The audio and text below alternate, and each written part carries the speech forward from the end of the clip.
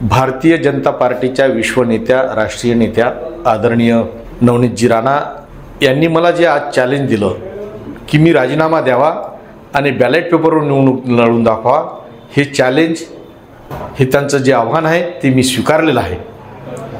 त्यांना नम्र विनंती एकच की त्यांनी जे मला आव्हान केलं त्याबाबत निवडणूक आयोगाकडून तसं मला लेखी पत्र द्यावं की येणारी लोकसभेची निवडणूक जी आहे, पोटनिवडणूक, ही बॅलेट पेपरवर घेण्यात येईल, हे फक्त त्यांनी लेखी आणून द्यावं।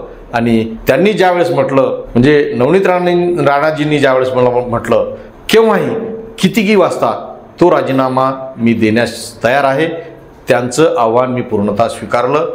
फक्त जे मी माझी अट सांगितली ती एकच अट की त्यांनी निवडणूक आयोगाकडून बॅलेट पेपरवर निवडणुका घेऊ असं फक्त मला लेखी द्यावं।